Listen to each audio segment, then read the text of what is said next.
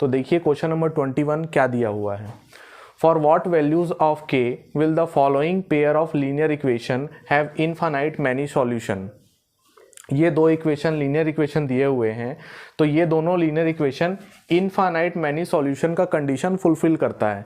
तो आपने स्कूल में पढ़ा ही होगा इसका कंडीशन क्या होता है। अगर आपका general equation a1x plus b1y plus c1 is equal to 0 है और a2x plus b2y plus c2 is equal to 0 है, तो इनफाइनाइट मैनी सॉल्यूशन का कंडीशन क्या था। जो भी ये कोफिशिएंट है a1 a2 b1 b2 c1 c2, इसका रेशियो, सबसे पहले इसका रेशियो हम निकालते थे इस तरीके से, और अगर इनका रेशियो बराबर आ जाता था इसका मतलब ये इनफाइनाइट मैनी सॉल्यूशन का कंडीशन फुलफिल कर रहा है। क्वेश्चन में लिखा है कि ये कंडीशन यहाँ अप्लाई होगा, तो आप कंपेयर कर लो x के साथ क्या लिखा हुआ है k, तो a1 की वैल्यू हो जाएगी k, x के साथ यहाँ क्या लिखा हुआ है 12, तो a2 की वैल्यू हो जाएगी 12। आप इन दोनों को कंपेयर कर लो, आपको वैल्यू पता चलती जाएगी। तो b1 देखिए, b1 कितना दिया हुआ है 3, b2 कितना दिया हुआ है k, c1 कितना दिया हुआ है माइनस k माइनस 3, यहाँ देखो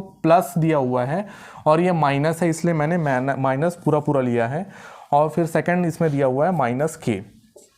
अब हमको सॉल्व करना है, या तो इन दोनों को लेकर सॉल्व कर लो, या तो ये दोनों को लेकर सॉल्व कर लो, या फिर इन दोनों को लेकर आप इसको सॉल्व कर सकते हो। तो हम इस दोनों को लेकर सॉल्व करेंगे। k by 12 is equal to 3 by k, तो यहाँ से आप देख सकते हो k इधर जाएगा तो k square is equal to 12 3 या 36, तो यहाँ से k की वैल्यू आ जाएगी प्लस माइनस 6। तो ये आपका आंसर हो जाएगा। दिया हुआ है question number 22। In this figure altitudes AD and CE of triangle ABC। एक ट्रायंगल दिया हुआ है ABC, इसमें दो एल्टीट्यूड ड्रॉ हुए हैं AD और CE। एल्टीट्यूड कई बच्चों को नहीं पता होता क्या होता है। तो देखिए कोई भी एक ट्रायंगल हो, उसमें ट्रायंगल के एक वर्टिस से दूसरे साइड के बेस में अगर कोई लाइन ड्रॉ करें और अगर वो लाइन 90 डिग्री पर ड्रॉ हो जाए तो उसको हम एल्टीट्यूड बोलते हैं, हाइट भी बोलते हैं, या परपेंडिकुलर डिस्टेंस भी बोलते हैं। जो आपको बोलना है आप बोल सकते हैं। तो क्या बोल रहा है, ये दोनों एल्टीट्यूड्स एक पॉइंट पर इंटरसेक्ट हो रहे हैं, वो पॉइंट यहाँ पे P दिया हुआ है। तो हमको शो करना है ट्रायंगल ABD। देखिए कहाँ पे ट्रायंगल ABD, ये वाला ट्रायंगल। अगर ये एंगल 90 है इसका मतलब ये एंगल भी 90 होगा, यहाँ पर ये 90 है तो ये भी 90 होगा। तो ये वाला ट्रायंगल, और कौन सा ट्रायंगल लेना है, CBE, ये वाला ट्रायंगल। तो इन दो ट्रायंगल को आपको सिमिलर बताना है। तो आपको सबसे पहले पता होना चाहिए कि सिमिलैरिटी कैसे होता है, दो ट्रायंगल को सिमिलर कैसे प्रूव कर सकते हैं। सबसे आसान तरीका होता है एंगल सिमिलैरिटी। वैसे तो बहुत सारे तरीके होते हैं सिमिलैरिटी के, लेकिन इस क्वेश्चन में एंगल सिमिलैरिटी बिल्कुल फिट बैठता है। तो देखिए ये कैसे कर सकते हैं। एंगल सिमिलैरिटी क्या होता है, अगर दो ट्रायंगल आपको दिया हुआ है, अगर इस ट्रायंगल का एक एंगल इस ट्रायंगल के कोई भी दूसरे एंगल के बराबर हो गया और इसका एक एंगल इसके कोई दूसरे एंगल के बराबर हो गया, इसका मतलब ये दोनों के दोनों ट्रायंगल सिमिलर हो गए, ये दोनों के दोनों एंगल सिमिलर हो गए, ये दोनों के दोनों ट्रायंगल सिमिलर हो गए। तो ये थ्योरम तो आपने स्कूल में पढ़ ही लिया होगा, तो इसी को हम यहाँ पे अप्लाई करेंगे। तो आप देखिए यहाँ पर इस ट्रायंगल ABD में एक एंगल 90 डिग्री दिख रहा है और CBE ये वाले ट्रायंगल में ये 90 दिख रहा है। तो दो एंगल तो बराबर हो गए क्योंकि वो दोनों कैसे हैं, 90 डिग्री। तो हम इसको लिख लेते हैं, in triangle ABD and triangle CBE, angle ADB is equal to angle CEB। Reason क्या देंगे, दोनों के दोनों क्या हैं, 90 डिग्री। ये पहला हो गया। दूसरा देखते हैं ये वाला एंगल, ये वाला आप एंगल देखो, एंगल ABD, और इस ट्रायंगल में अगर हम देखेंगे फिर ये वही एंगल आ रहा है, तो CBE, एंगल CBE, ये दोनों के दोनों एंगल सेम है क्योंकि ये दोनों ट्रायंगल में कॉमन एंगल की तरह काम कर रहे हैं, कॉमन एंगल। तो देखिए दो एंगल आपने बराबर बता दिया, इसका मतलब by angle similarity similarity, triangle ABD is similar to triangle CBE। बहुत आसान है, सेम, पूरा सेम टू सेम आप इस क्वेश्चन को भी बना सकते हैं। ये भी वही क्वेश्चन है। आप देखिए यहाँ पे ट्रायंगल PDC बोल रहा है, PDC ये वाला ट्रायंगल आपको दिख रहा है, और दूसरा क्या है BEC। तो देखिए एक तो ये 90 हो गया, ये 90 हो गया, तो एक आपको मिल गया। दूसरा आप चेक करिए ये वाला एंगल, ये वाले ट्रायंगल में भी एंगल आ रहा है और ये वाले ट्रायंगल में भी एंगल आ रहा है, तो एक कॉमन एंगल और एक 90 डिग्री वाला। तो इसी तरीके से इसको आप प्रूव कर सकते हो। मैं लिख के दिखा देता हूँ। In triangle PDC and triangle BEC, angle PDC is equal to angle BEC।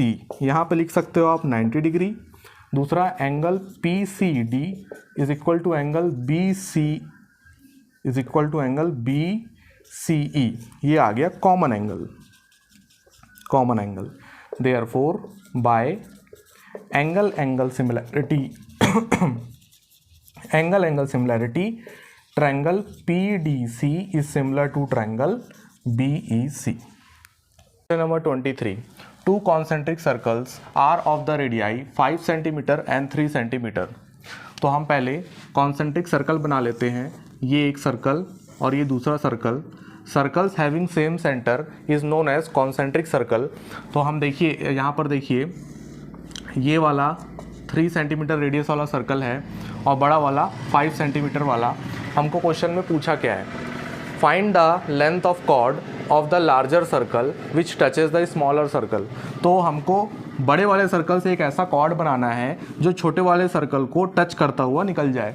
तो देखिए ये मैंने एक कॉर्ड बनाया, ये कॉर्ड मैंने बड़ा सर्कल का बनाया है जो छोटे सर्कल को एक पॉइंट पर टच करता हुआ निकल गया। ओके, तो हमने इस क्वेश्चन को सॉल्व करने से पहले मैं कुछ थ्योरम आपको बता देता हूँ। जैसे कि ये कॉर्ड है, ये सेंटर ऑफ सर्कल है। अगर मैं एक परपेंडिकुलर यहाँ ड्रॉप करता हूँ तो ये इस लाइन को 2 इक्वल पार्ट में डिवाइड कर देता है, पहला। दूसरा ओके इतने में ही हो जाएगा आई थिंक। तो देखिए ये थ्योरम अगर मैं यहाँ लगाता हूँ, ये मैंने यहाँ परपेंडिकुलर ड्रॉप किया तो ये इस लाइन को 2 पार्ट में डिवाइड कर देगा। और आप देखिए सेंटर से सरकमफेरेंस का ये वाला जो डिस्टेंस होगा ये रेडियस हो जाएगा बिगर सर्कल का, और छोटे सर्कल का जो सेंटर से सरकमफेरेंस का डिस्टेंस है यही तो रेडियस है छोटे सर्कल का, तो ये 3 सेंटीमीटर हो गया। अगर मेरे को ये वाला डिस्टेंस पता चल जाए तो मैं इसको 2 टाइम्स कर दूंगा तो मेरा लेंथ ऑफ कॉर्ड आ जाएगा। तो आप यहाँ पर देख सकते हैं ये राइट एंगल ट्रायंगल है और इसमें आप पाइथागोरस अगर लगाते हैं तो आप इजली इस लेंथ को निकाल सकते हैं। तो देखिए पाइथागोरस से ये 5 है, 3 है, तो ये 4 आ जाएगा। आपने ट्रिपलेट सुना होगा 3 4 5 का ट्रिपलेट, पाइथागोरस ट्रिपलेट 3 4 5, वहाँ से हमने 4 ले आया। तो अगर ये 4 है तो ये भी कितना हो जाएगा 4 सेंटीमीटर। तो टोटल लेंथ ऑफ कॉर्ड ये कितना हो जाएगा 4 + 4 8 सेंटीमीटर। कई बच्चे होंगे जिनको ट्रिपलेट नहीं पता तो वो पाइथागोरस का फॉर्मूला लगा सकते हैं। पाइथागोरस का फॉर्मूला क्या था, p² + b² is equal to h²।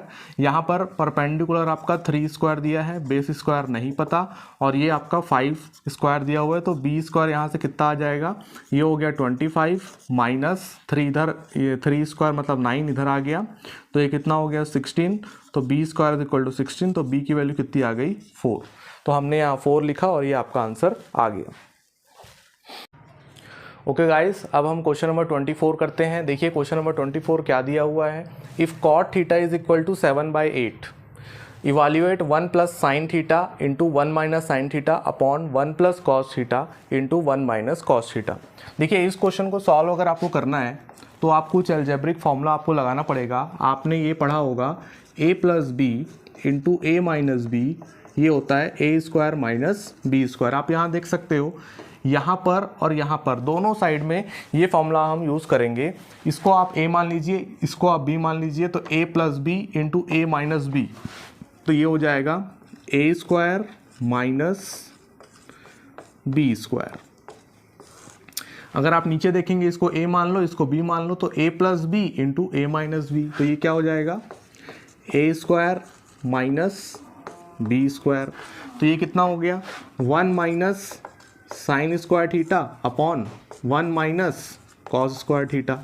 अब देखिए यहाँ पे एक और आप आइडेंटिटी यूज़ कर सकते हैं, sine square theta plus cos square theta that is equal to 1।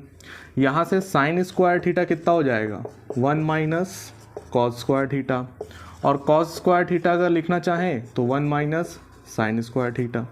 तो ये दो फॉर्मूलाज आप यहाँ पुट कर सकते हैं। 1 माइनस साइन स्क्वायर थीटा को आप क्या लिख सकते हो cos square theta, 1 minus cos square theta को आप लिख सकते हो sign square theta. Okay,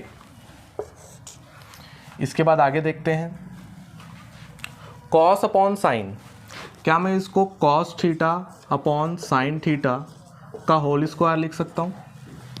okay, ये इंडिविजुअली स्क्वायर था, हमने उसको होल स्क्वायर कर लिया।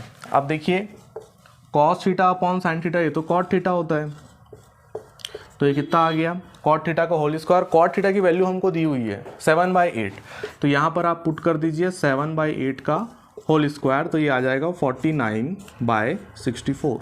ये आपका आंसर होगा।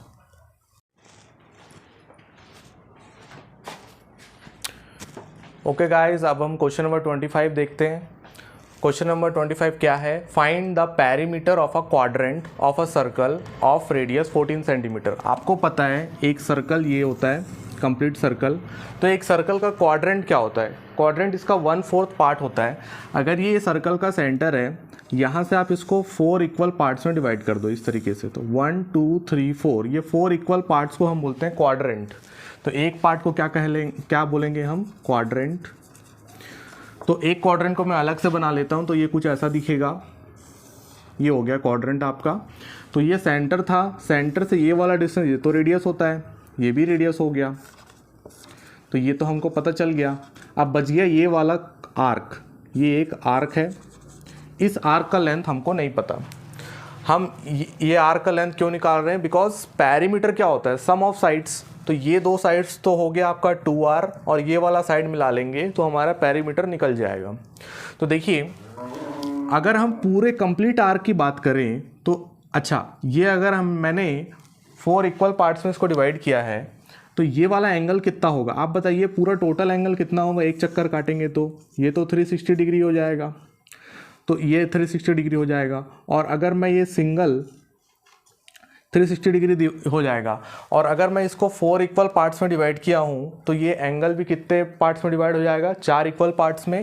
तो 360 डिवाइड बाय 4 करोगे तो ये कितना आ जाएगा 90। इसका मतलब ये जो क्वाड्रेंट दिया हुआ है इसका एंगल कितना होगा 90 डिग्री। तो अगर हम पूरा 360 डिग्री घूमते हैं तो ये पूरे आर्क का लेंथ कितना हो जाता है, तो इसका होता है 2πr, जिसको हम सरकमफेरेंस बोलते हैं।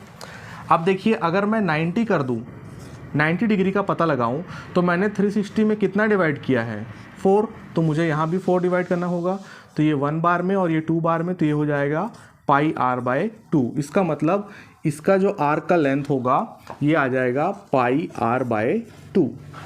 Therefore perimeter of A quadrant